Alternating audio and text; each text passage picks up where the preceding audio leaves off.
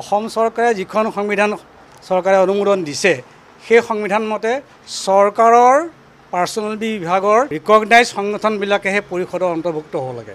আৰু আজি তাৰিখত এনেকুৱা এটা অৱস্থা পালেহি যে চৰকাৰৰ ৰিকগনাইজ নোহোৱা সংগঠনৰ নেতাই আহি পেলাই পৰিষদৰ সভাপতি হ'ব পৰা অৱস্থা আহিছে। এই যিটো সংগঠন আমাৰ এম ই টিচাৰ্ছ যিটো এছ'চিয়েশ্যন পোৱা চৰকাৰৰ পাৰ্চনেল বিভাগৰ ৰিকগনেশ্যন তেওঁলোকে পোৱা নাই। গতিকে এইবিলাক আমি বিৰোধিত কৰি মুখ্য সচিবক জনাইছোঁ যে অতি সোনকালেই এই নীতি নিয়ম বহিৰ্ভূতভাৱে যিখন সংবিধানৰ দ্বাৰা চৰকাৰৰ অনুমোদন নোহোৱা সংবিধানখনৰ জৰিয়তে যিখন কমিটি পাতিলে সেই কমিটিখন অন্তপলে ভংগ কৰিব লাগে। অসম চৰকাৰৰ ৰিকগনাইজ সংগঠন আছে 97টা কৰ্মচাৰী ৰিকগনাইজ সংগঠন আছে। এই 97টা ৰিকগনাইজ কৰ্মচাৰী সংগঠনৰ ভিতৰত 19টা ৰিকগনাইজ সংগঠনহে বৰ্তমান কৰ্মচাৰী পৰিষদৰ অন্তৰ্ভুক্ত। বাকীবিলাক সন্থা সংগঠন চৰকাৰৰ ৰিকগনাইজ সন্থা সংগঠন নহয়। কৰ্মচাৰী পৰিষদত 150টা সংগঠন আছে।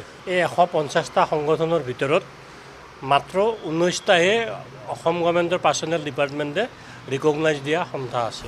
সচিব মহোদয়ে আমি দিয়া হিচাপত বা তেখেতসকলে আমি ভাবিছোঁ এটা ব্যৱস্থা ল'ব, কাৰণ অলৰেডি 3খন চিঠি তেখেতসকলে আমাৰ কৰ্মচাৰী পৰিষদক দিছে। ইয়াৰ পিছতো কোনো ব্যৱস্থা নলয় তেতিয়াহ'লে আমি আইনী প্ৰক্ৰিয়াত যাবলৈ আমি বাধ্য।